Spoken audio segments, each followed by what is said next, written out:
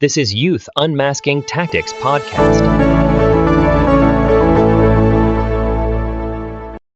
Today's episode is with ANDREA HERRERA RIVERA, a lawyer from the Catholic University of Santa Maria. With a law degree and a master's in rule of law and constitutional democracy, she's a legislative advisor in the regional government of Arequipa, focusing on health and women's rights. Since 2022, she has volunteered with CREA, empowering Latin American communities for healthier environments. What motivated you to become an advocate against the tobacco industry, and how has your journey been so far? About the first question, I have to say my motivation to become an advocate for healthy environments against the tobacco industry, it is based on recognizing that it's time to assert our rights against the marketing strategies of the tobacco industry. The Latin American and Caribbean region's diverse regulatory landscape means varied approaches to novel tobacco and nicotine products. Despite some countries like Uruguay having satisfactory regulations, others like Peru, that is my country, are still working on a line with WHO FCTC standards. However, there remains acceptance of these products due to the misconceptions about their safety and easy accessibility. This normalization of use of these products presents challenges in enforcing smoke-free policies and other public health measures. For this reason, since 2022, I am volunteer in the Tobacco Control Project at CREA, a network of young activists that promotes healthy environments in Latin America. I have participated as civil society in the 10th Conference of the Parties to the Framework Convention on Tobacco Control in Panama City in February 2024. I was a speaker on the side event addressing big tobacco influence, advertising, marketing, and promotional tactics used by tobacco industry to target youth. I also participated in Latin American and Caribbean Tobacco Control Leadership Program in Ciudad de Mexico in March 2024, organized by the Institute for Global Tobacco Control, Johns Hopkins Bloomberg School of Public Health. I was a speaker on the panel Challenges in Implementing Smoke-Vape Tobacco-Free Environments. Can you share some specific challenges you faced due to the tobacco industry's targeted marketing strategies towards youth? About the second question, I have to say that the tobacco industry has a lot of power to influence various governments in the region, which makes it difficult to approve bills that seek to adapt the internal regulations of the countries to the FCTC.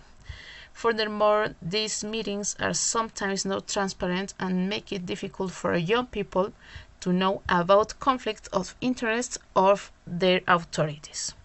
The tobacco industry invests in very aggressive campaigns to promote emerging products, and young people, despite being the target audience of the industry marketing strategies, are not part of the spaces for discussion or decision-making of public policies that impact our lives and our health, which makes it difficult for regulation to be truly implemented, consider the opinion of those mainly affected.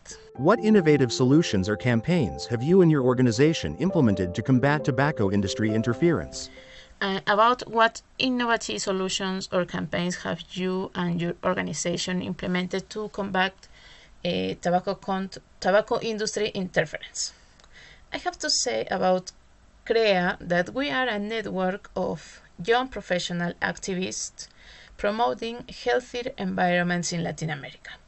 That is to say, we have formed a network of contact among young professionals who are part of other organizations at the regional level or are leaders in public health advocacy in each of their countries.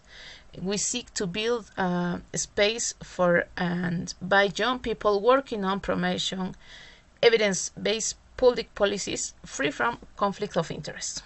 We demand that the voices of the youth be heard and that their actions positively impact in social change.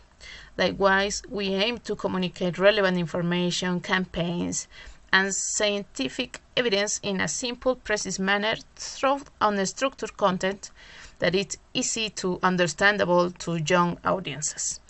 We are convinced that it's crucial for message to be from youth to youth. The most impactful activities that we made was communicating participation in tobacco control promotion events through reels, live streams, interviews. Also in 2023, we organized a creative contest where young people from Latin America share in 1-minute video the true cost, not just financially, of a cigarette. And we also communicate information and data creatively through posts on X, Instagram, or LinkedIn.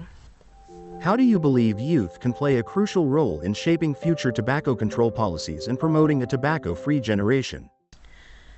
And also about the 4 questions, how do you believe youth can play a crucial role in shaping future tobacco control policies and promoting a tobacco-free generation?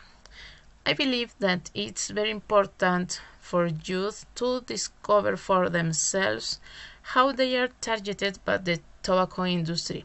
It could be a very effective strategy. A collaboration among young people of those of are the same age allows for a better understanding of the message and grasping the industry strategies aimed at us. Involving youth in decision-making tobacco control measures is crucial. It is important that our activities be supported by experience and evidence to have a solid arguments when expressing our position against the industry. What is your call to action for other young people, government officials, and civil society organizations in the fight against tobacco industry interference? And finally, what is your call to action for other young people, government officials, and civil society organizations in the fight against tobacco industry interference? I have to tell young people that it's time to claim our rights against the marketing strategies of the tobacco industry. We demand that the voice of the youth be heard and that their actions have to be positive impact in the social change that we need. To the government officials and civil society organizations, I said, reject the intentions of the tobacco industry, whose only objective is profit. There is no genuine harm reduction strategy under its belt, but rather a commercial strategy that seeks to get more consumers than buy their products and target young audiences with their marketing and deceptions. Thanks for tuning in to the Youth Unmasking Tactics podcast. Today's stories remind us of the power of youth in the fight against tobacco industry tactics. Stay connected and subscribe for more inspiring voices. Until next time, stay empowered.